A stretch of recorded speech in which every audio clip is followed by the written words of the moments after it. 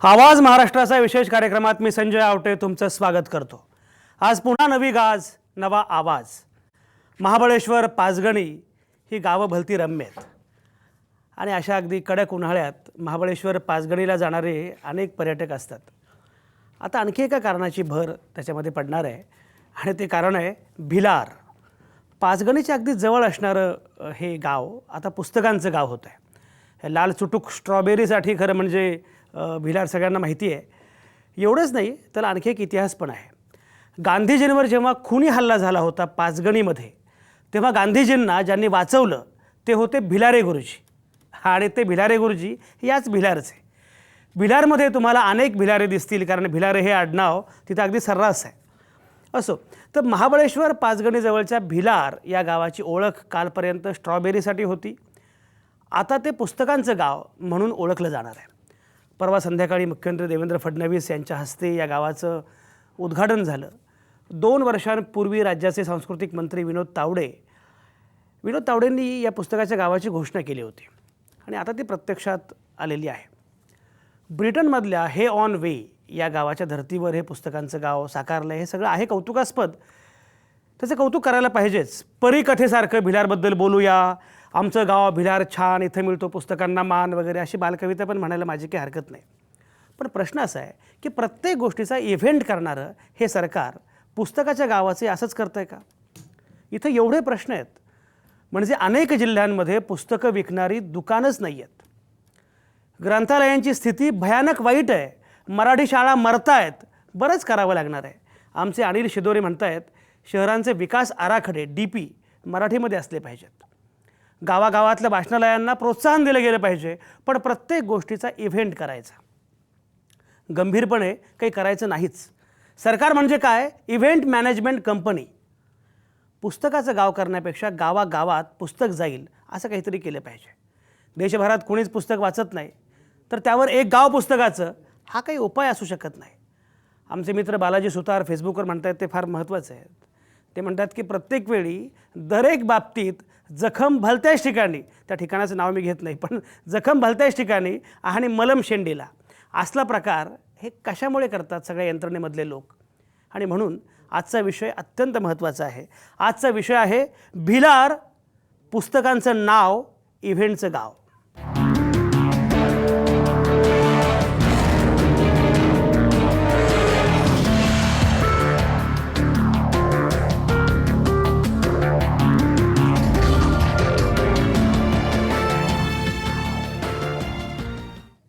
भिलार, पुस्तकांचं नाव, इव्हेंटचं गाव अशी चर्चा आपण करतो आहोत आणि ही चर्चा करण्यासाठी माझ्यासोबत नेहमीप्रमाणे आहेत नामवंत पाहुणे। औरंगाबादमध्ये नरेंद्र लांजेवार हे माझ्यासोबत असणार आहेत। ते ग्रंथपाल आहेत।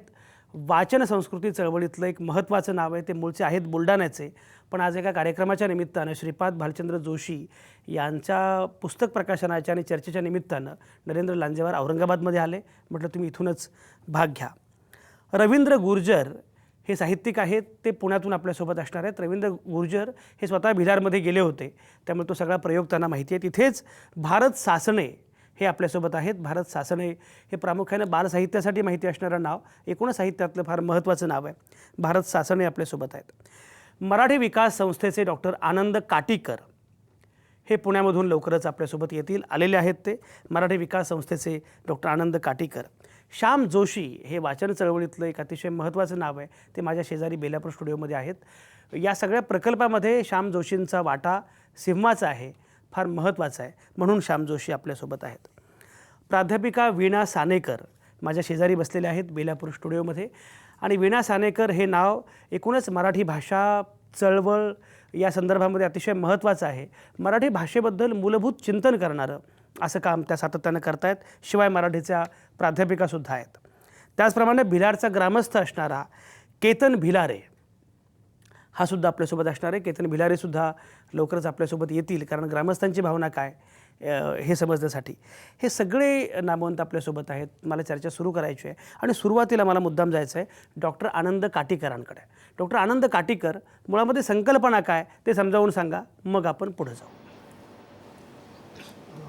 महाराष्ट्र राज्याचे मराठी भाषा मंत्री विनोद तावडे हे एकदा इंग्लंडमध्ये गेले होते आणि तिथं त्यांनी हे ऑन वे हे गाव बघितलं. हे गाव पुस्तकांचं गाव म्हणूनच प्रसिद्ध आहे, पण ते प्रकाशकांनी वसवलेलं आहे. ही कल्पना समोर पाहिल्यानंतर त्यांच्या मनात अशी याचं भारतीकरण कसं करता येईल अशी कल्पना आली आणि त्यातून पुस्तकांचं गाव महाराष्ट्रात वसवता येईल असं त्यांनी ठरवलं. राज्य मराठी विकास संस्था, ज्या संस्थेचे कार्यकारी मंडळाचे तावडे जे अध्यक्ष आहेत, या संस्थेकडे त्यांनी ही जबाबदारी सोपवली आणि मग त्या दृष्टीने महाराष्ट्रात सर्वाधिक पर्यटक जिथं जातात ते गाव आम्ही निवडायचं ठरवलं. त्यातून भिलार हे नाव समोर आलं. या भिलार गावातले ग्रामस्थांनी खूपच अनुकूलता दर्शवली. म्हणजे गावातल्या सगळ्यांनी आपापली घरं या प्रकल्पासाठी देण्याची नक्की केलं. गावाने 3.5 एकर जमीन ग्रामपंचायतीने विशेष ठराव करून सरकारला हस्तांतरित करण्याचीही मान्यता दिली. त्यामुळे हे गाव पुस्तकांचं गाव होऊ शकतं हे आपल्याला लक्षात आलं. त्या दृष्टीने मग गावातल्या 25 घरं आपण निवडली, ज्या घरांमध्ये पुरेशी जागा आहे, पर्यटक राहू शकतील किंवा वाचायला निवांत बसू शकतील अशी जागा आहे, अशी घरं आपण निवडली आणि त्या घरांचं रूपांतर आता वाचनालयात झालेलं आहे. ही कल्पना फारच छान आहे. डॉक्टर आनंद काटेकर ज्या प्रकारे सांगतायत ती कल्पना फार छान आहे. वीणा सानेकर, तुम्हाला असं वाटतं का की ही कल्पना उत्तम आहे आणि जो काही खर्च या कल्पनेवर होतो आहे, ज्या प्रकारची ऊर्जा त्यासाठी खर्च होते आहे, हे अगदी बरोबर आहे? तुम्ही जो प्रश्न विचारलात आणि सुरुवातही कार्यक्रमाची जी केली, मी असं म्हणेन की कुठेतरी ज्या एक लहानपणी मी गाणं पाठ केलं होतं की स्वप्नी आला बाई एक मी गाव पाहिला बाई. तर मला अशी त्याच्यावरनं अशी छान शब्दरचना सुचते आहे आणि तीच माझी भूमिका आहे की पुस्तके वाचती वाचती माणसं पुस्तके वाचती, स्ट्रॉबेरी ही मजेत चाखती, स्वप्नी आला बाई एक मी गाव पाहिला बाई. वा वा वा. तर आपल्या महाराष्ट्राच्या शिक्षण मंत्री महोदयांनी एक स्वप्न पाहिलं आणि परिकथेसारखं ते स्वप्न साकार झालं. ही गावकऱ्यांच्या दृष्टीने आपण एक थोडा भाग बघितला आता. कदाचित त्या गावाच्या पातळीवर मी गावकऱ्यांचं निश्चित कौतुक करीन आणि त्या गावातली मुलं तरी त्या पुस्तकांच्या गावामध्ये जातील, वाचतील, त्यांना चांगली पुस्तकं उपलब्ध होतील. परंतु वाचन संस्कृती जगवायची तर तेवढा एकच उपाय नाही. आज मराठीकरणासाठी खरोखर शासन काय करतं आहे? एका बाजूला प्रश्नांची घोंगडी भिजत टाकायची आणि दुसऱ्या बाजूला कुठेतरी काहीतरी असं उत्सवी करायचं, अशा प्रकारची एक शैली या काळामध्ये महाराष्ट्रामध्ये विकसित झालेली दिसते. मराठी शाळांचा बट्ट्याबोळ आहे. खच्चीकरण प्रत्येक स्तरावर मराठी शाळांचं सुरू आहे. मान्यतेसाठी शाळा धडपडत आहेत. म्हणजे जी पिढी पुढे पुस्तकं वाचणार आहे ते पिढी खच्चीकरण त्या पिढीचं केलं जात आहे. सेमी इंग्रजी लादली जाते गावामध्ये. जिल्हा परिषद आता नव्याने आम्हाला बातमी कळायला लागली आहे, खामगावसारख्या ठिकाणी जिल्हा परिषदच म्हणते की सेमी इंग्रजीतून विज्ञान आणि गणित शिका आणि लादली जात आहेत ही पुस्तकं मुलांच्या मनावरती. मला कधी कधी गंमत वाटते की पुस्तकं वाचणं नाही, पुस्तकं पाहणं ही एक नवीन संकल्पना या गावाच्या. मला म्हणजे तुम्हाला असं वाटेल की मी टीका करते किंवा तिरकस बोलते आहे, परंतु वास्तविकच असं होऊ पाहत आहे की पुस्तकं हो ना तिथे येतील की इंग्रजी शाळांमध्ये मराठी राज्यातलीच महाराष्ट्रातलीच मराठी घरातली मुलं ही कॉन्व्हेंटमध्ये शाळेमध्ये जाणारी मुलं ही पर्यटनाच्यासाठी नक्कीच पुस्तकं पाहायला तिथे येतील. पण पुस्तकं पाहणं आणि पुस्तकं वाचणं याच्यामध्ये निश्चितच फरक आहे आणि मूळ मुद्द्यांना बगल न देता हे ज्या पद्धतीने वळवलं जात आहे हे राजकारण महाराष्ट्राने समजून घ्यायला पाहिजे असं मला वाटतं. वीणा सानेकरांनी तिरकस बोलत नाही असं म्हणत जो काही तिरकसपणा दाखवलेला आहे आणि ज्या प्रकारची त्यांची छान कविता आहे, म्हणजे त्यांनी जे विडंबन केलेलं आहे, श्याम जोशी, एवढं सगळं आहे तरीसुद्धा तुम्ही या प्रकल्पाकडे का वळलात? तुम्हाला हा प्रकल्प महत्त्वाचा का वाटतो? खरं आहे. वाचक तितुका मेळवावा आणि वाचन संस्कृतीचा पैस वाढवावा या दृष्टिकोनातून मी या प्रकल्पामध्ये सामील झालो. मराठीच्या संदर्भात अनेक प्रश्न आहे. आपण गोंधळ काय करतो माहिती आहे का? एक कुठली तरी योजना घेतली आणि त्या योजनेच्या दृष्टिकोनातनं त्याची आखणी मांडणी झाली आणि मग त्याची अंमलबजावणी जेव्हा सुरू होते त्या संदर्भातच त्या परिप्रेक्षातच आपण विचार केला पाहिजे. तसं तर मराठीचे प्रश्न हे तर 100 वर्षापूर्वीपासून चालत आलेलं आहे. त्याचा आणि पुस्तकाच्या गावाचा काहीही संबंध नाही. पुस्तकाचं गाव ही इतकी चांगली संकल्पना आहे. ते एक स्वप्न होतं की जसं आपण चॉकलेटचा बंगला, चॉकलेटचं गाव वगैरे म्हणतो, तसं एक गाव, एक ठिकाण असं असलं पाहिजे की तिथे मराठीच्या वाचकाला सगळी पुस्तकं हे उपलब्ध झाली पाहिजेत. मगाशी वीणाताईंनी एक चांगला मुद्दा मांडला की तिथे लोक नुसती प्रदर्शनासारखी पुस्तकं बघतील, हा त्यांनी अंदाज व्यक्त केला. मला चर्चा करतानाच आठवलं की डोस्टोव्स्की एकदा व्हेनिस शहर पाहायला गेला. खरा वाचन वेडा जो असतो तो कसा वागतो याचं उदाहरण देतो तुम्हाला. आणि व्हेनिस शहर पाहताना त्याला एक पुस्तकाचं दुकान दिसलं आणि तिथे व्हिक्टर ह्युगोचं ला मिझरेबल नावाचं पुस्तक त्याला तिथे दिसलं. हा माणूस विसरून गेला की आपण व्हेनिस शहर पाहायला आलेलो आहोत. त्याने तातडीने ते पुस्तक घेतलं आणि पुढले 6 दिवस तिथल्या एका खोलीमध्ये हा निवांतपणाने त्या पुस्तकाचा आस्वाद घेत बसला. अशा प्रकारचं उदाहरण होऊ शकतं. हे जे वाचन वेडे जे आहेत, शेवटी वाचन संस्कृती आपण म्हणतो, ती उपलब्धतेवर सुद्धा अवलंबून आहे ना. अशा प्रकारचं एका गावामध्ये पुस्तकाचं गाव म्हणजे गावागावातली पुस्तकं आहेत. आपला गैरसमज असा होतोय की पुस्तकाचं गाव म्हणजे काहीतरी टामटूम 10-15 हजार पुस्तकं ठेवलेली आहेत आणि ज्याला पाहिजे त्यांनी यावं, असं नाही. खरा पुस्तक वेडा जो आहे तो पुस्तकाच्या मिशाने तिथे येईल आणि वाचन संस्कृतीचा परिसर जो आहे तो वाढेल असं मला निश्चित वाटतं. नरेंद्र लांजेवार, मी तुमच्याकडे येतो. नरेंद्र लांजेवार, एक मला सांगा, मुळामध्ये विनोद तावडे इंग्लंडला गेले ही काही आपली चूक नाही. तिथं ते गेले आणि त्यांनी एक पुस्तकाचं गाव बघितलं, ही काही आपली चूक नाही. विनोद तावडेने काहीतरी स्वप्न बघितलं, ही काही आपली चूक नाही. अशी स्वप्न आपण रोज बघत असतो. त्यांच्या स्वप्नासाठी त्यांनी कुठलं तरी एक गाव बघितलं म्हणून अख्ख्या महाराष्ट्राला वेठीस धरून हे पुस्तकाचं गाव करायची गरज काय? बरं, त्याच्यामुळे पर्यटन वाढेल असंही नाही, कारण मुळात जिथं पर्यटन आहेच त्याच भागात हे केलेलं आहे. हे असंही नाही की त्यामुळे काही पर्यटनाला चालना मिळेल वगैरे, असाही मुद्दा नाही आहे. असं असताना हा जो काही प्रकल्प आहे त्या प्रकल्पाकडे कसं बघताय नरेंद्र लांजेवार, काय म्हणणं आहे? मुळामध्ये शिक्षण मंत्र्यांनी जे केलेलं आहे हे फक्त एका पर्यटन केंद्राच्या जवळ जे झालेलं आहे, महाबळेश्वरला लोक तर येतातच आहेत, परंतु माझं तर असं मत आहे, हा त्यांनी पाहिलेलं जे स्वप्न आहे हे महाराष्ट्रातल्या प्रत्येक तालुक्यामधलं एक गाव त्यांनी निवडावं. म्हणजे सामान्यातील सामान्य माणसांपर्यंत, ग्रामीण भागापर्यंत खऱ्या अर्थाने पुस्तकं जातील. अहो, आज महाराष्ट्रामध्ये 44-45 हजार महसूलची गावं आहेत आणि महाराष्ट्रामध्ये फक्त 12-12.5 हजार गावांमध्ये ग्रंथालय आहे, सार्वजनिक लायब्ररीज. त्यांची दुरावस्था झालेली आहे आणि नवीन ग्रंथालयांना मान्यता देण्याचं सरकारचं धोरण गेल्या 3 वर्षापासून पूर्णतः बंद आहे. वर्ग बदल बंद आहे, कर्मचाऱ्यांचे प्रश्न आहेत. एकीकडे हे फक्त सेलिब्रिटीचे म्हणजे उपक्रम राबवत आहेत, हे वस्तुस्थिती आहे. माझं तर प्रामाणिक मत आहे की मुलांमध्ये, सामान्य माणसांमध्ये, नागरिकांमध्ये कलासक्त वाचन करणारा समाज जर आपल्याला डेव्हलप करायचा असेल तर शासनाने फक्त एक गाव निवडावं नाही. महाराष्ट्र राज्याच्या सरकारने मोठ्या प्रमाणात याच्यावर बजेटचा खर्च करावं. आमचं नाव काही नाही आहे, हरकत नाही आहे, हे झालं पाहिजे, चांगलं आहे. पण ज्या ठिकाणी पर्यटनाची गर्दी होते त्याच गावामध्ये न करता महाराष्ट्रातल्या प्रत्येक तालुक्यात एक गाव निवडावं. कारण एका तालुक्यामध्ये 120 ते 140 खेडी येतात. त्या लोकांना याचा फायदा होईल ना. कधी गडचिरोलीचा माणूस महाबळेश्वरला जाईल किंवा त्या पट्ट्यामध्ये जाताना हे भिलार गाव पाहिल.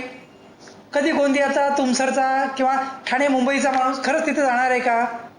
फार कमी लोकांसाठी ही बरोबर. नरेंद्र लांजेवार तुमचा मुद्दा पोहोचलाय. आनंद काटीकर, काय म्हणणं? मुख्यतः आपण पर्यटकांचा जर विचार केला तर पर्यटक कुठल्याही पर्यटन स्थळी जातात, ते 2-4 दिवस राहतात, 1-2-4 ठिकाणं पाहतात आणि निवांत येऊन त्या पर्यटन स्थळी असणाऱ्या निवासात TV पाहत बसतात. या TV पाहणं हे एकमेव करमणूक मानणारा आज जो समाज आहे त्याला पुस्तकं हे सुद्धा एक मनोरंजनाचं साधन आहे, हे आपण उपलब्ध करून देतोय. पूर्वी आठवत असेल घराघरात पुस्तकं असायची, आता घराघरात पुस्तकांची जागा हद्दपार झालेली आहे. आईबापच वाचत नाहीत तर मुलंही वाचणार नाहीत. या निमित्तानं ज्या पर्यटकांनी कधीही पुस्तक बघितलेलं नाहीये ते पुस्तक वाचतील आणि त्या निमित्तानं त्यांची पुस्तकांचं नाळ जुळेल, हे नक्की मला वाटतं. वीणा सानेकर. राहता राहिला हो, प्रश्न हो, आनंद अशा गाडेकर, अनेक आनंद ठिकाणी गाडेकर ग्रंथालय तुमचा उभं मुद्दा पोहोचला. करण्याचा आनंद गाडेकर आपण तुमच्याकडे नगर येतो. विकास खात्याचा एक अध्यादेश बघावा. हां, बरं, बोला, बोला, महाराष्ट्र शासनाने प्रत्येक एसटी स्थानकावर किंवा नगर विकास खात्याच्या जागांवर सवलतीच्या दरात पुस्तकांसाठी दुकानं उपलब्ध करून देण्याचं नक्की केलेलं आहे. 1 वर्ष हा मला वाटतं हा GR निघून झालेला आहे. त्यामुळे अशा ठिकाणी पुस्तकं उपलब्ध करून देणं हे पण आपण करू शकतो. आपण अशा वेगवेगळ्या योजना सुचवाव्यात, त्याच्यावर आपण अंमलबजावणी करू शकतो. मुख्य भाग आहे महाराष्ट्रातली वाचन चळवळ, वाचन संस्कृती ही आपण पुन्हा एकदा वृद्धिंगत करण्यासाठी एक प्रयत्न करतो आहोत. हे एक पाऊल आहे. अच्छा, आनंद हाच गाडेकर, रामबाण आनंद उपाय आहे गाडेकर हे असं एक कुणालाही महत्त्वाचं म्हणायचं पाऊल नाही. आहे. आनंद गाडेकर हे महत्त्वाचं पाऊल आहे. मुद्दा पोहोचला. वीणा सानेकर, आनंद गाडेकर जे म्हणतायत ते आणि श्याम जोशींनी जे मुद्दे उपस्थित केले ते काय म्हणणं आहे? मला या चर्चेमध्ये जे सगळे सहभागी झालेले आहेत त्यांच्याविषयी निश्चित आदर आहे. आपापल्या कामामध्ये क्षेत्रात काम करणारी माणसं आहेत. परंतु परत परत 2 मुद्दे मी या 2 चर्चेमध्ये आतापर्यंत जे आले, आनंद काटीकर असं म्हणाले की आतापर्यंत करमणुकीचं वेगवेगळं साधन पर्यटकांना उपलब्ध होतं, आता पुस्तकं हे मनोरंजनाचं साधन. माझा आक्षेप आहे या वाक्याला की पुस्तकं हे मनोरंजनाचं साधन. होय, आज मला या कार्यक्रमामध्ये केवळ शासनाला मी आरोपीच्या पिंजऱ्यात उभं करते असं नव्हे, तर मला समाजाकडे बोट धरून असं विचारायचं आहे की ज्या समाजामध्ये डॉक्टर बाबासाहेब आंबेडकर यांच्यासारखी व्यक्ती जी पुस्तकांचं घर उभारते, अशा समाजामध्ये पुस्तकं हे मनोरंजनाच्या पातळीवर आज आलेलं आहे. ज्ञानाचं साधन मनोरंजनाच्या पातळीवर आज आलं आहे. आज आपण सगळ्याच गोष्टीचा देखावा करायला लागलो आणि सगळ्याच गोष्टींचा उत्सव करायला लागलो आहे. श्याम जोशी असं म्हणतात की मराठीशी संबंधित जे मुद्दे आहेत त्या मुद्द्यांचा पुस्तकाच्या गावाशी संबंध नाही, हा विषय वेगळा आहे असं ते म्हणतात. मला त्यांच्या कामाविषयी आणि ग्रंथसखाविषयी खूप आदर असला तरी मी असं म्हणेन की होय, ह्या 2 गोष्टी जरी वेगळ्या असल्या तरी याच्यामधला जो संबंध आहे तो लक्षात घ्यायला पाहिजे. याचं कारण असं की मूळ प्रश्न मराठीचे काय आहेत त्याच्याकडे दुर्लक्ष करायचं आणि त्याऐवजी वेगळ्याच ठिकाणी लक्ष वळवायचं. ही नीती जी आहे, या राजकीय नीतीला माझा विरोध आहे, आम्हा कार्यकर्त्यांचा विरोध आहे. याचं कारण न्यायालयीन मराठीचा मुद्दा असेल किंवा मराठी शाळांच्या मान्यतांचा मुद्दा असेल, का कार्यकर्त्यांना, का काम करणाऱ्या माणसांना या महाराष्ट्रामध्ये केवळ मराठीसाठी सहन करायला लागतंय हे मला कळत नाही. मग त्याची उत्तरं शोधायची सोडून अशा प्रकारच्या गोष्टी केल्या जातात की ज्यांचा खरोखर म्हणजे वाचन संस्कृती जगवायची आहे म्हणून घराघरातलं मूल वाचायला पाहिजे, घराघरातला माणूस वाचायला पाहिजे. त्यांनी जाऊन पुस्तकं विकत घ्यायला पाहिजेत दुकानामध्ये जाऊन, तेव्हा आपण म्हणू अगदी शकतो वीणा सानेकर हा मुद्दा महत्त्वाचा आहे. भारत सासणे पण आपल्यासोबत आहेत. ते भिलारला जाऊन आलेले आहेत. ज्या दिवशी उद्घाटन झालं त्या दिवशी भारत सासणे स्वतः तिथे होते. भारत सासणे, मला एक सांगा की मुळामध्ये आमच्या विनोद तावडेंना हे सगळं भव्य दिव्य आवडतं. एकदम झिंगाट माणूस आहे. छान काहीतरी मस्त शिक्षणाची वारी, हे ते जोरकस झालं पाहिजे, इव्हेंट झाले पाहिजेत, छान छान, हे सगळं छान आहे. पण याच्यातून मूळ मुद्द्यांकडे दुर्लक्ष होतं असं वाटतं का? मुळामध्ये हा एक प्रयोग आहे आणि या प्रयोगाकडे आपण एक उत्सुकतेने पाहिलं पाहिजे असं मला वाटतं.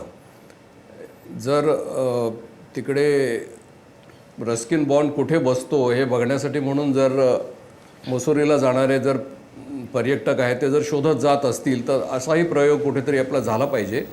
पुस्तकं उपलब्ध ठेवली पाहिजेत. पुस्तकं बघण्यामध्ये काही वाईट नाही, वाचलीच पाहिजेत असं नाही, बघायलासुद्धा मिळत नाही, ती मिळाली पाहिजेत. तेव्हा पुस्तकं पाहायला मिळत आहेत, वाचायलाही मिळत आहेत आणि चांगलं पर्यावरण त्या निमित्ताने निर्माण होत आहे. साहित्यिक त्या ठिकाणी जर बोलवले जातील आणि त्यांची जर तिथे चर्चा घडणार असेल तर मग एक चांगला उपक्रम उपस्थित होतो आहे महाराष्ट्रामध्ये आणि तो कुठे अन्य ठिकाणी झाला असेल परंतु आपल्या महाराष्ट्रात झालेला नाही आणि तो पहिल्यांदाच होतोय. तर त्याकडे एक उत्सुकतेने आणि एक प्रयोग म्हणून आपण बघितलं तर त्याचं मला वाटतं स्वागत करायला पाहिजे. नरेंद्र लांजेवार, उत्सुकतेने बघायला आपली हरकत काहीच नाही आहे. उत्सुकतेची किंमत किती मोजायची आणि आपले प्राधान्यक्रम काय आहेत याचाही विचार केला पाहिजे. पुस्तकं ही म्युझियममधली गोष्ट आहे असं आपण सांगणार आहोत का? म्हणजे नरेंद्र लांजेवार, मला मुळात कळत नाही की यातनं मेसेज काय जाणार आहे. वस्तुसंग्रहालयासारखं पुस्तकाकडे बघितलं पाहिजे अशा प्रकारे काहीतरी करणं आणि मूळ मुद्द्यांना अक्षरशः बगल देणं हे जेव्हा सुरू होतं तेव्हा चिंता वाटते. नरेंद्र लांजेवार काय म्हणते? सर आज अनेक शाळांमध्ये कपाटांमध्ये पुस्तकं आहेत.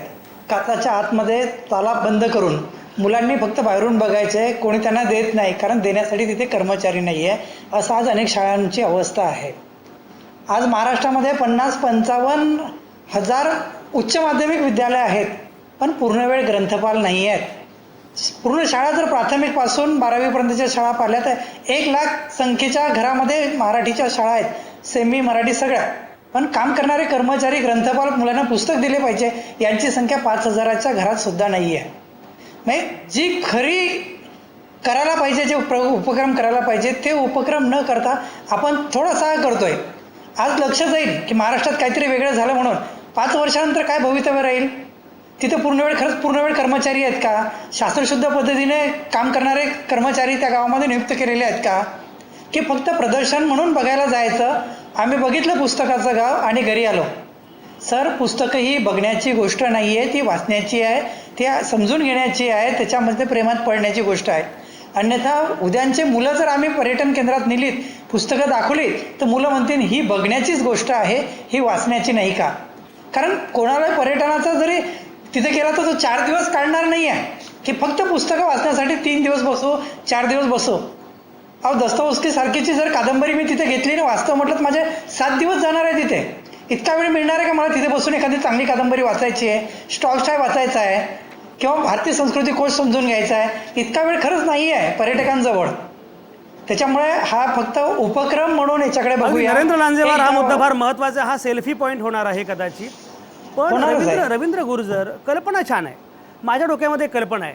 मी फ्रान्सला जेव्हा गेलो होतो तेव्हा चित्रांचं गाव बघितलं. चित्रांचं गाव करायला काही हरकत नाही आहे, कुठे आहे की नाही माहीत नाही, पण नाटकांचं गाव असायला काय हरकत आहे. म्हणजे अशा कल्पना खूप छान आहेत. म्हणजे चित्रांचं गाव, नाटकांचं गाव, आणखी कशाचं गाव, असं हरकत काहीच नाही आहे. गावात ते आणायचं की नाही. रवींद्र गुर्जर, तुम्ही गेलात, ते सगळं उद्घाटन झालं, सगळा भपका झाला.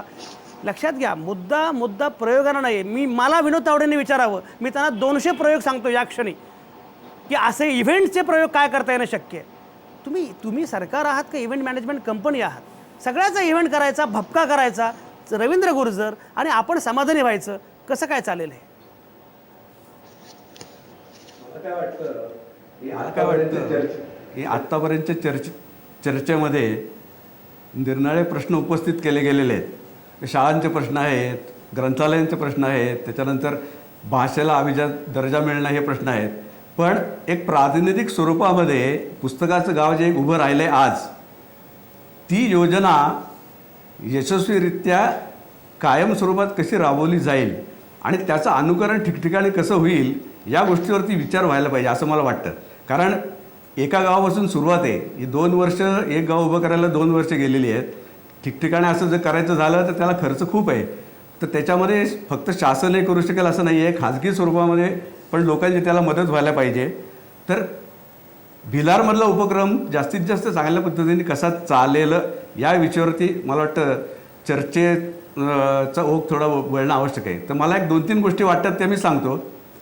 पहिली गोष्ट म्हणजे वाईपासून भिलारला जाण्यासाठी प्रवासाची सोय जी आहे ती एक चांगली सोय व्हायला पाहिजे. म्हणजे शटल टाईप ज्या बसेस असतात ही एक पहिली गोष्ट आहे. दुसरी गोष्ट म्हणजे तिथे जर राहायचं झालं तर तिथे माफक दरामध्ये राहण्याची व्यवस्था, म्हणजे जसं डॉर्मिटरी असते तशी राहण्याची व्यवस्था तिथे होणं आवश्यक आहे. कमी दरामध्ये जेवणखाण ही एक व्यवस्था होणं आवश्यक आहे. हा एक दुसरा भाग आहे. त्याच्यानंतर मग साहित्यिक उपक्रम तिथे व्हावेत अशी एक कल्पना जी एक सुचवली आहे तावडेजींनी. तर पुण्या मुंबईसारख्या ठिकाणी सुद्धा प्रकाशनाचे कार्यक्रम होतात, त्याला एक 40-50 लोक जेमतेम हजर असतात. आज तिथे प्रकाशन एखादं करायचं झालं तर श्रोत्यांसकट गाडीमध्ये बसून लोकांना तिथे न्यावं लागेल. त्यामुळे ते प्रॅक्टिकल नाही आहे. पण छोटी छोटी संमेलनं, म्हणजे पावसाचे दिवस जर सोडले तर त्या ठिकाणी जर संमेलनं घेता आली, लेखक हजर असतील, मग जसं सांगितलं की बाबा शनिवार रविवार हे 2 लेखक हजर असतील, यांना आपल्याला भेटता येईल, तर अशी छोटी संमेलनं तिथे व्हायला हरकत नाही आहे. आणि याला प्रसिद्धी जर चांगल्या प्रमाणात मिळू शकली, आता हे खरं आहे की नागपूरहून म्हणा, चंद्रपूरहून, प्रसिद्धी हे सध्या अडचणच नाही. लांब, बरोबर, तुमचा मुद्दा पोहोचला. सानेकर मॅडम, मला सांगा, विना सानेकर, की मुळामध्ये प्रसिद्धी किंवा हे सगळे उपक्रम किंवा हे सगळे प्रयोग वगैरे सगळं बरोबर आहे. मुळामध्ये ॲट विच कॉस्ट हे जे चाललेलं आहे त्याच्याबद्दल तुमचा गंभीरपणे आक्षेप जो आहे त्याचं मुख्य कारण काय? एक मुद्दा महत्त्वाचा मला या चर्चेमध्ये आणायचा आहे की आत्ताच रवींद्र गुर्जर असं म्हणाले की अनुकरण व्हायला पाहिजे आणि हा एक प्रयोग म्हणून, म्हणजे मगाशी पुन्हा चर्चेमध्ये जो मुद्दा आला की उत्सुकतेने या प्रयोगाकडे पाहिलं पाहिजे. पण मराठीची चिंता करणाऱ्यांना श्याम मनोहरांच्या एका कादंबरीचं नाव आहे की उत्सुकतेने मी झोपलो असं म्हणून चालणार नाही ना. त्यासाठी जागच राहायला पाहिजे आणि खरोखर ज्याला मराठीची चिंता त्यांनी जागच राहायला पाहिजे. आणि त्या जागेपणातून एक कार्यकर्ती म्हणून मी विचारते आहे की कोतापल्ले समिती आणि त्यानंतर सदानंद मोरे यांची समिती गेली 6 वर्ष जे भाषा धोरणाचं राज्याच्या भिजत पडलेलं घोंगडं आहे की काय आहे या गुलदस्त्यामध्ये, काय आहे या महाराष्ट्र राज्याचं भाषा धोरण, आणि गेली 6 वर्षे का ते जाहीर होत नाही आहे. एक समिती गेली की तिला खो देऊन दुसरी समिती आली. गेली 2.5 वर्ष जवळजवळ अनेक तज्ज्ञ यावर काम करत होते, काम करतायत असं आम्हाला कळतं आहे. पण मग कोणता मुहूर्त आज शासन पाहत आहे. हे भाषा धोरण जर जाहीर झालं तर अनेक गोष्टी कदाचित अनेक प्रश्नांचा तोडगा निघेल. सांस्कृतिक धोरण या महाराष्ट्र राज्याला आहे, परंतु त्याची अंमलबजावणी किती झाली, काय प्रयत्न महाराष्ट्रामधल्या बोली टिकवण्यासाठी होत आहेत, असे अनेक मुद्दे आहेत की जे खरं तर ज्याचा विचार आपल्याला करायला पाहिजे. केवळ प्रयोग म्हणून, केवळ गंमत म्हणून अशा गोष्टींकडे बघून चालणार नाही.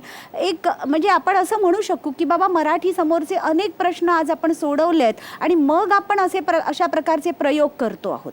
असं काहीतरी कुठल्या तरी बिंदूला म्हणता येणं शक्य असेल, पण आज अशी स्थिती नाही असं मला प्रामाणिकपणे वाटतं. अनंत काटीकर, विनोद तावडेंचं स्वप्न, विनोद तावडेंना वाटलेली गंमत जम्मत किंवा त्यांच्या OSD आणि सगळे त्यांचे जे काही सगळी मंडळी आहेत त्यांनी काहीतरी सुचवलं असेल. पण याच्यामुळे हे सगळं घडत असताना मूलभूत प्रश्नांबद्दल ज्या वीणा सानेकर बोलत आहेत त्याचं काय करायचं? मुख्य मुद्दा असा आहे की महाराष्ट्राच्या ग्रामीण भागात विशेषतः पाचगणीमध्ये जर तुम्ही बघितलं तर अनेक शाळा या इंग्रजी माध्यमाच्या आहेत. या भिलार गावामधली मुलंसुद्धा इंग्रजी माध्यमात शिकतात. पण आपण डोळे उघडे ठेवून जर बघितलं तर या सगळ्या घरांमधली मुलं आज ती पुस्तकं वाचायला लागली आहेत.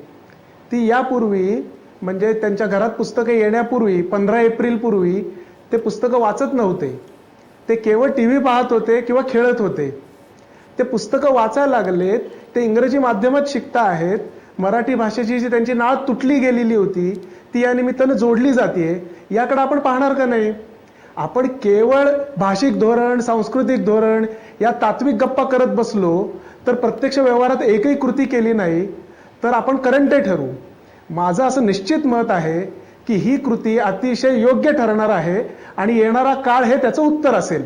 आज तुम्ही त्याला गंमत जम्मत म्हणा, स्वप्न म्हणा, त्याचं विडंबन करा, पण वस्तुस्थिती ही अशी असणार आहे, आगामी काळ याचं उत्तर देईल आणि आगामी काळ उत्तर देण्यासाठी ते उत्तर योग्य असेल हे करण्यासाठी आम्ही प्रयत्न करणार आहोत.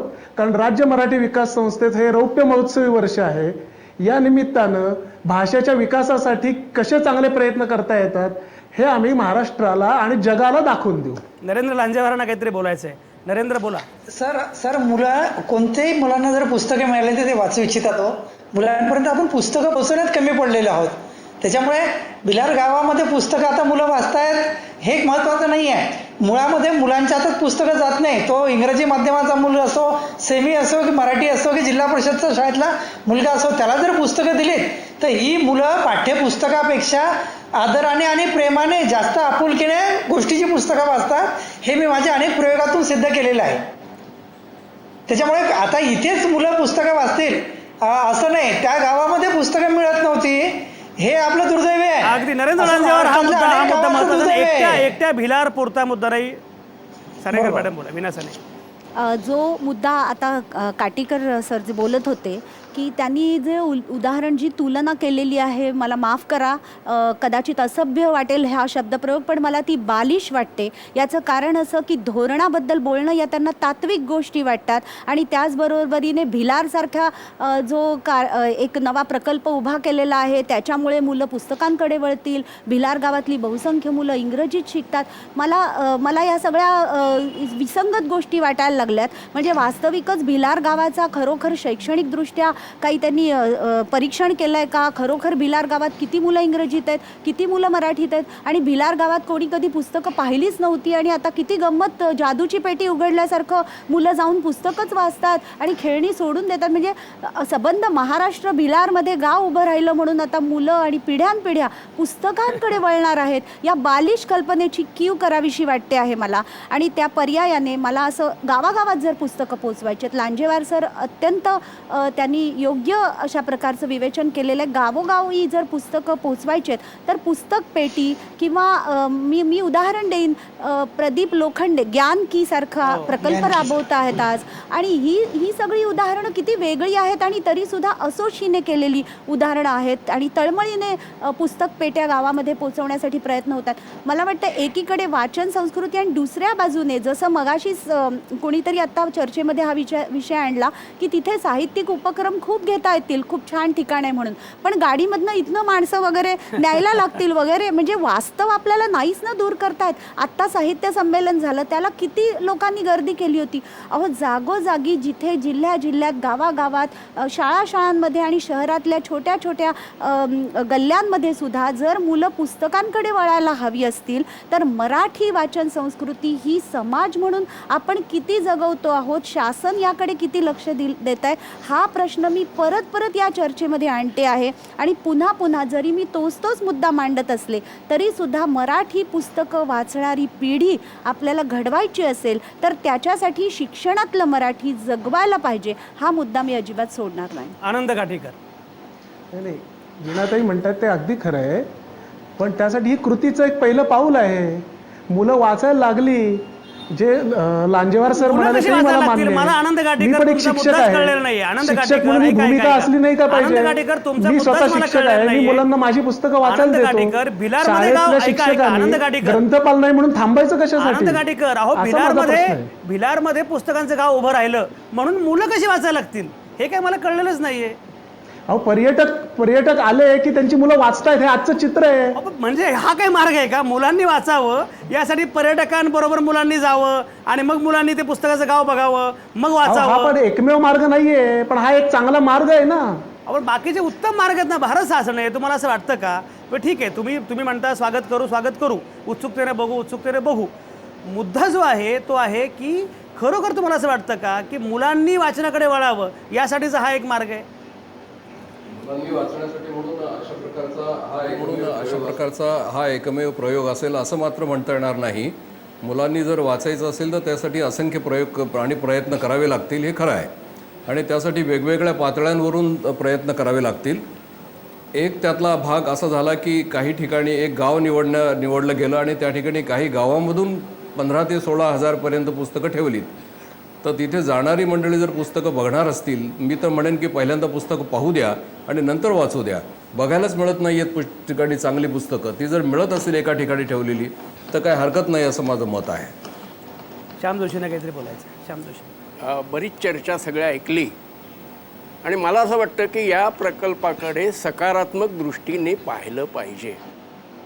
या निमित्ताने मला महाराष्ट्र सरकारचं, शासनाचं अभिनंदन करायचं आहे. याचं कारण असं, जगभरामध्ये शासनाच्या पैशांनी उभं केलेलं पुस्तकाचं गाव हे एकमेव आहे. आपण थोडं समजून घेतलं पाहिजे. हे ऑन वाय हे जे काही गाव आहे हे खाजगी ज्याला म्हणतात, तिथे दुर्मिळ पुस्तकं विकत घेण्यासाठी म्हणून वाचक उड्या टाकतात. हे एकमेव जगामधलं गाव असं असणार आहे की जिथे शासनाने हजारो रुपये ओतून त्याची सगळी व्यवस्था पाहिलेली आहे. याचं यशापयश जे आहे, आत्ता सुरुवात आहे, हा प्रकल्प आहे, हा प्रयोग आहे. एक 2-4 वर्ष गेल्यानंतर आपल्याला या प्रकल्पातनं नेमकं काय साधलं गेलं याची चिकित्सा करायला हरकत नाही.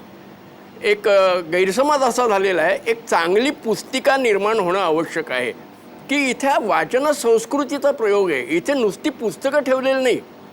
म्हणजे हे गाव असं असणार आहे की पहिलं, कारण मी स्वतः लायब्ररी चालवतो, आई, वडील आणि मुलगा असे तिघही जण एका क्षणामध्ये त्या ग्रंथदालनामध्ये प्रवेश करते होणार आहे.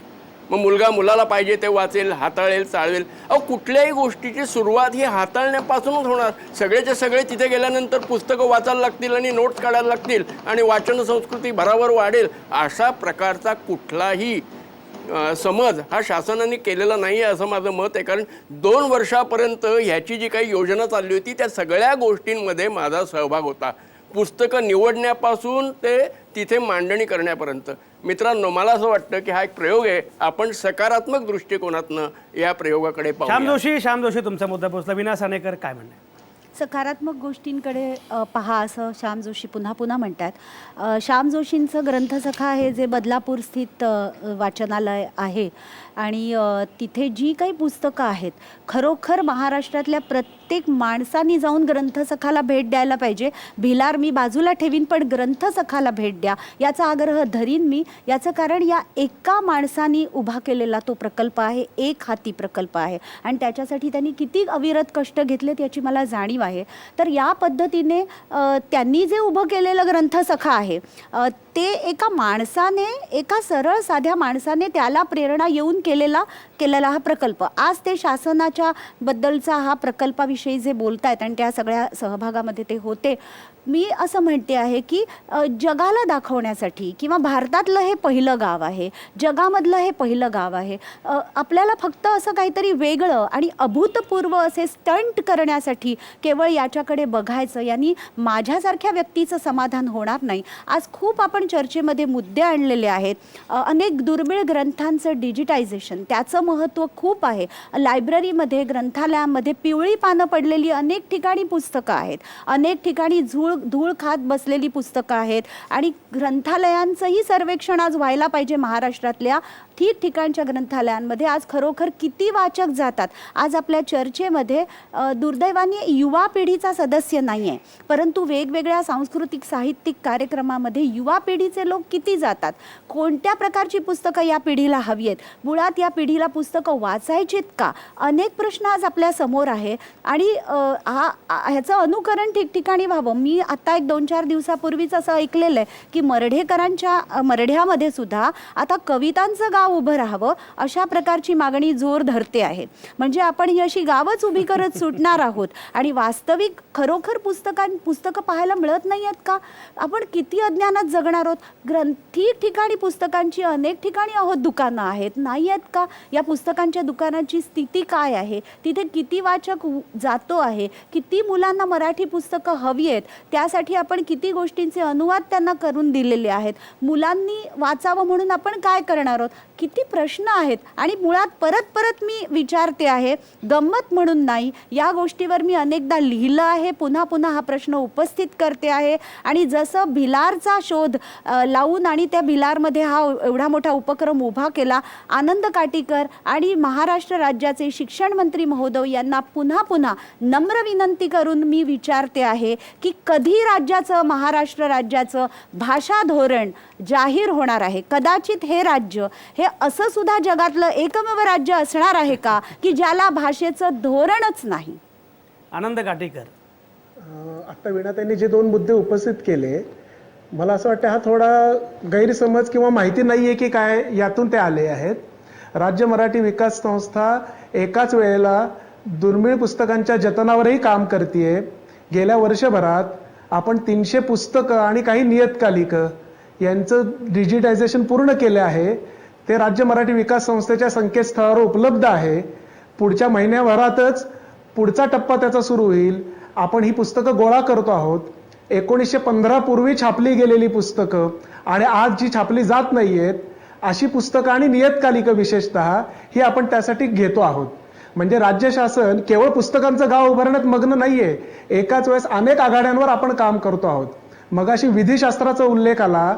शांताराम दातार हेच या एका प्रकल्पाचे आता प्रमुख म्हणून काम करत आहेत.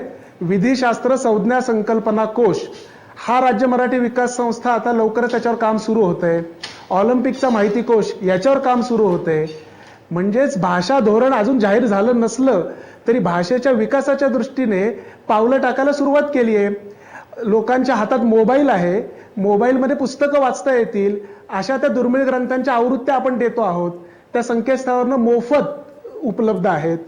ऑडिओ बुक अंध विद्यार्थ्यांसाठी विशेषतः आपण केलं. 25 अंध शाळांना आपण प्रत्येकी 300 ऑडिओ बुक, बोलकी पुस्तकं असं आपण त्यांना म्हणतो, ही 15 ऑक्टोबर वाचन प्रेरणा दिनाच्या निमित्तानं भेट दिली आणि महाराष्ट्रातल्या सगळ्या अंध शाळा यांना ही बोलकी पुस्तकं जातील याची जबाबदारी राज्य मराठी विकास संस्थेने घेतलेली आहे. याचबरोबर जे दिव्यांग ज्यांना म्हटलं जातं, विशेष गरजा असणारी मुलं, यांच्यासाठी सुद्धा स्वतंत्ररित्या पुस्तकं किंवा बोलकी पुस्तकं यांचे काम आपण एकाच वेळेस चालू आहे. म्हणजे भाषिक धोरण कधी येईल, काय येईल, तो तज्ज्ञांचा अहवाल येऊन शासनाला सादरून जी काही यंत्रणा असते त्यानंतर ते होईल. पण त्याच वेळेला सरकार म्हणून किंवा राज्य मराठी विकास संस्था म्हणून आपण अनेक आघाड्यांवर काम करतो आहोत. एवढंच मला आपल्यापर्यंत पोहोचवायचं आहे. डॉक्टर आनंद गाडीकर, पुस्तकांचं गाव तुमचा मुद्दा हा पोहोचला, स्वाभाविकपणे तुमचा मुद्दा लोकांना पोहोचला. आकर्षण वाटतंय. आनंद गाडीकर, म्हणून तुमचा ते मुद्दा पोहोचलाय, तुम्ही त्याच्यावर विस्ताराने लक्ष बोललेले आहात. केंद्रित झाले. बरोबर दुर्मिळ बरोबर. पुस्तकं करून आनंद संस्थेच्या गाडीकर, संकेतस्थळावर तुमचा उपलब्ध आहेत. मुद्दा पण पोहोचलाय. त्याच्यावर अशी वीणा चर्चा सानेकर रंगली काय नाही. म्हणणं आहे? आनंद गाडीकर मुद्दा पोहोचलाय. वीणा सानेकर. नाही, त्यांनी जी माहिती दिलेली आहे ती माहिती म्हणजे भिलारपासून थोडं सरकून वेगळे प्रयत्न जे शासन करते याच्यावरती ते बोलते झाले, ही चांगली गोष्ट आहे. हे असं डिजिटायझेशन हे वेगवेगळ्या ठिकाणी व्हायला पाहिजे, त्याच्यासाठीचा निधी उपलब्ध व्हायला पाहिजे. हा मुद्दा मी पुन्हा पुन्हा मांडायचा प्रयत्न करत होते आणि त्याला त्यांनी स्पर्श केला. दुसरा एक मुद्दा परत एकदा मला या चर्चेमध्ये आणायलाच पाहिजे असा मुद्दा आहे. म्हणजे आपण भिलार केवळ त्याच्या बाजूला जाऊन वेगवेगळे भाषेचे कोपरे आपण तपासून कंगोरे पाहतो आहोत.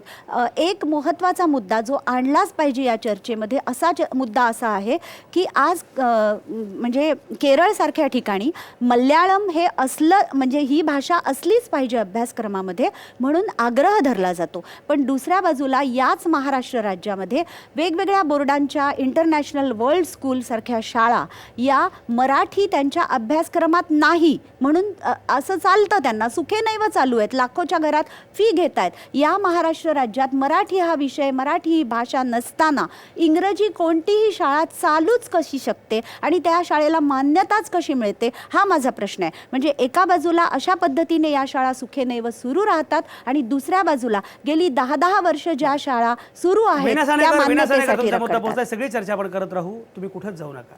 आता या क्षणी मी घेतोय एक छोटासा ब्रेक.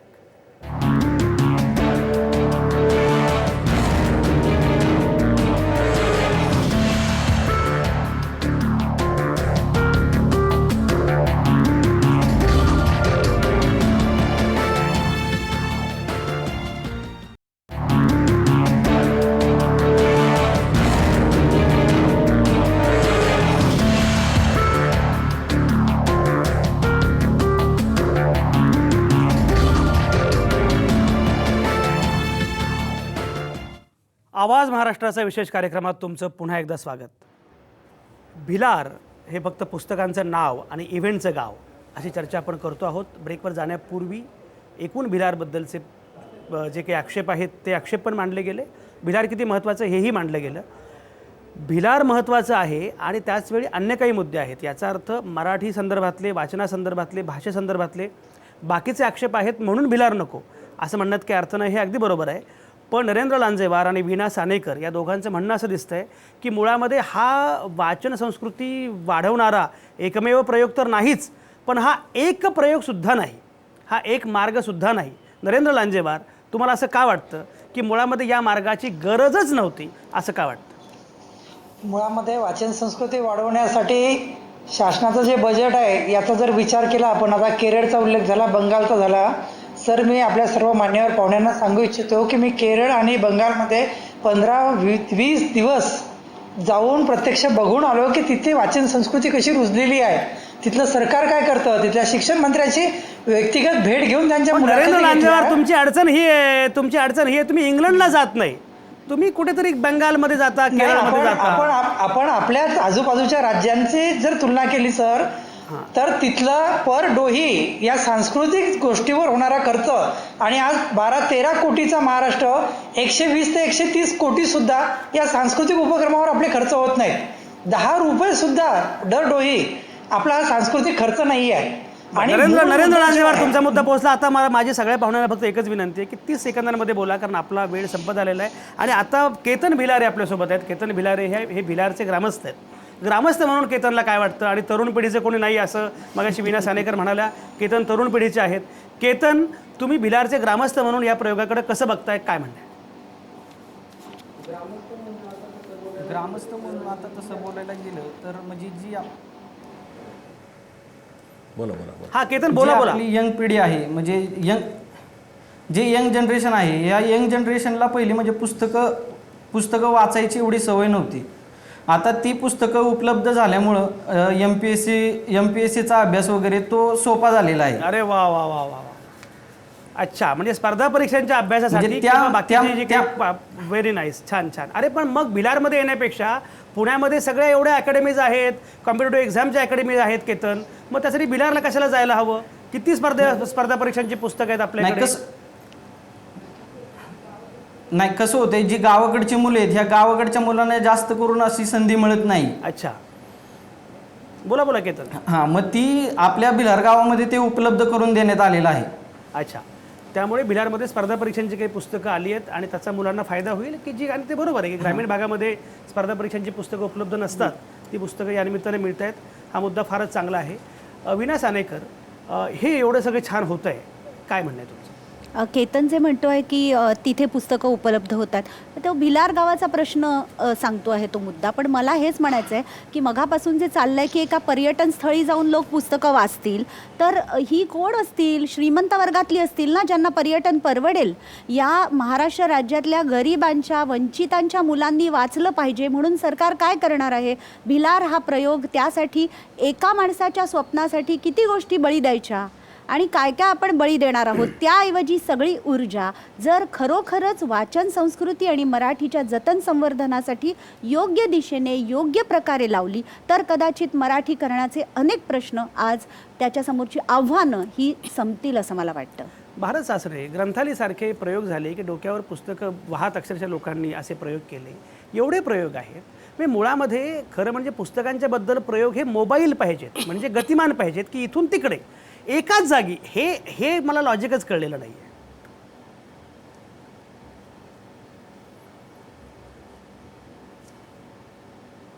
हां, भारत सासने ऐकू येतोय माझा आवाज येतोय?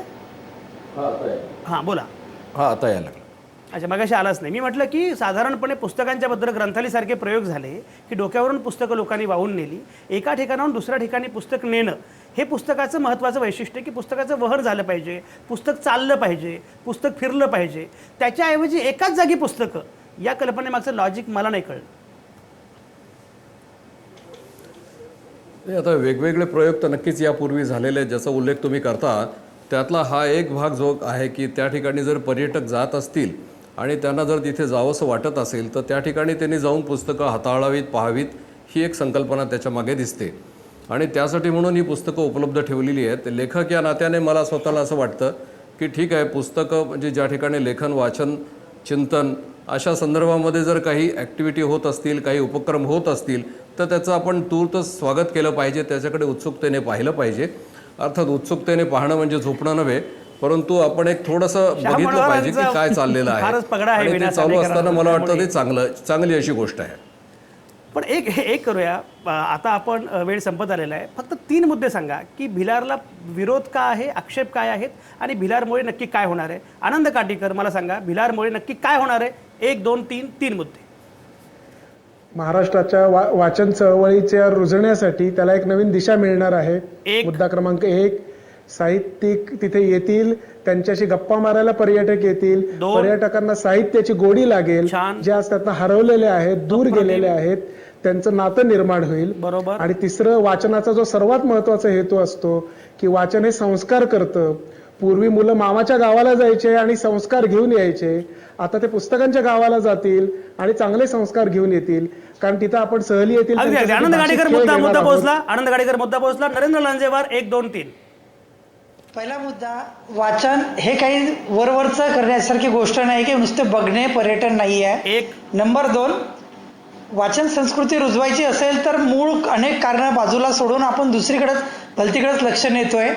नंबर 3, वाचन संस्कृती वाढवायची असेल तर आपल्या अर्थविषयक धोरणांमध्ये, बजेटमध्ये मोठ्या प्रमाणात तरतूद करून नुसता एका इव्हेंटवर सगळा खर्च, एका गावावर खर्च न करता अशा आवृत्त्या प्रत्येक जिल्ह्यात जर निघाल्या तर मग त्या परिसरात वाचन संस्कृती वाढेल. 1, 2, 3.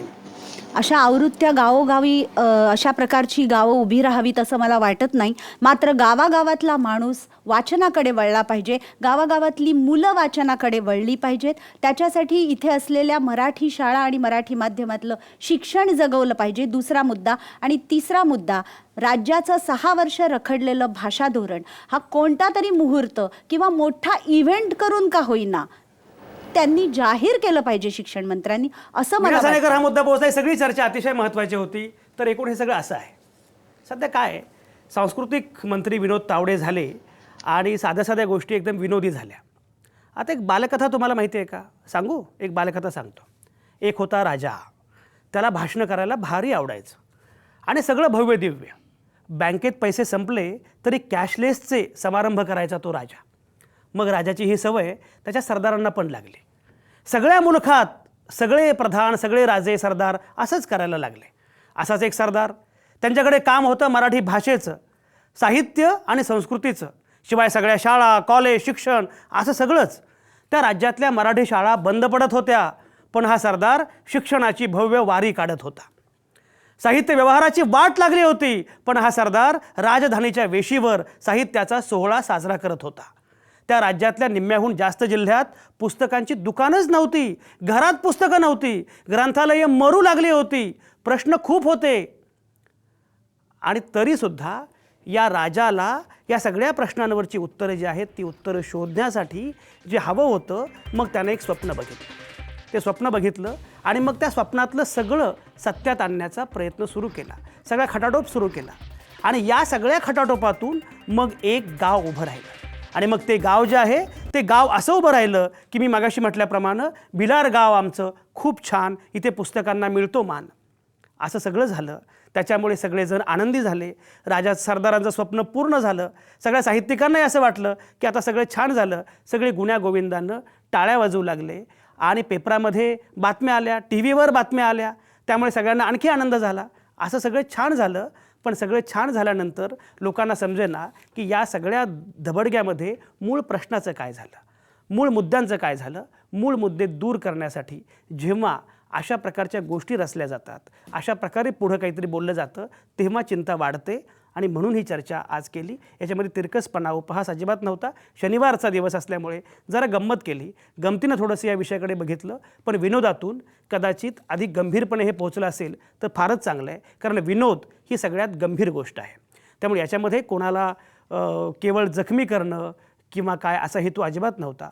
पण माझी खात्री आहे की या विनोदामुळं तरी गंभीरपणे आपण या मुद्द्यांकडे बघितलं आणि इव्हेंटपेक्षासुद्धा खरे प्रश्न काय आहेत ते समजून घेण्याचा प्रयत्न केला तर निश्चितपणे बऱ्याच गोष्टी सोप्या होतील. एनिवे, आज थांबूया इथंच. पुन्हा भेटू उद्या सोमवारी संध्याकाळी 7 वाजता. आवाज महाराष्ट्राचा हा कार्यक्रम संध्याकाळी 7 वाजता असतो. तुमच्या आतल्या आवाजासह पाहत आणि ऐकत रहा आवाज महाराष्ट्र.